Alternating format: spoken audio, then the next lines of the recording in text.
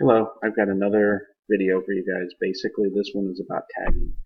When you are calling potential clients or customers and you're doing the process that we've already showed you in the other videos, before you finish up and save everything and go to the next lead, we want you to tag the lead.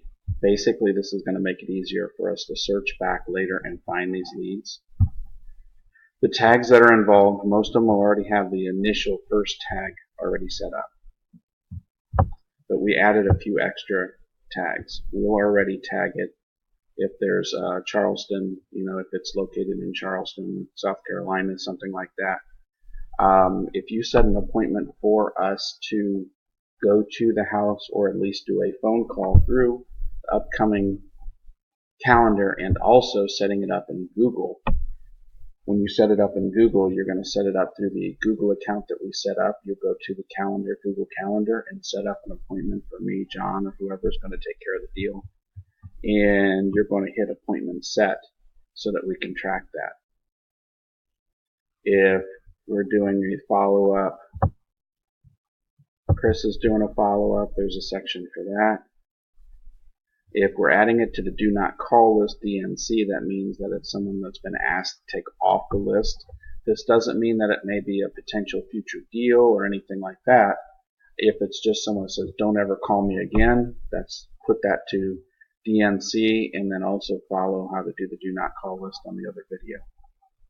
A future follow-up is anybody that mentions the house may be for sale at a different time, and you schedule a follow-up, so that we remember to follow up with that lead and see when it may be potentially available. Anything that may be a future deal will be a follow-up.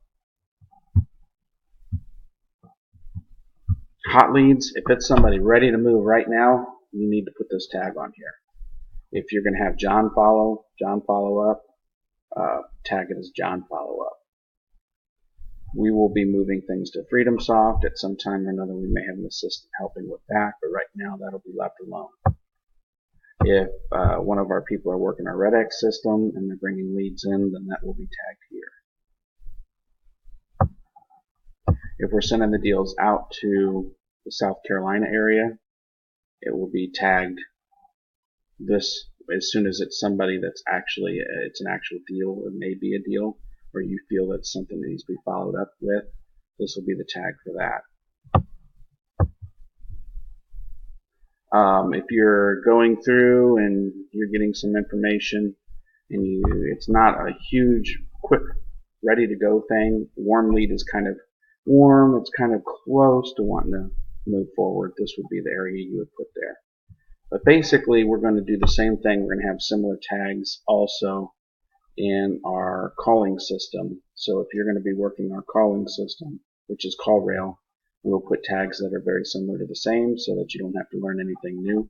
But basically, just make sure things are tagged, because when you go to search for a particular person, it makes things a whole lot easier. As you see in this lead generation search, lead management, you can include tags. So if you want to look for somebody that is a lead for Charleston, and you click that and you do a search, you're going to find just the people marked for Charleston.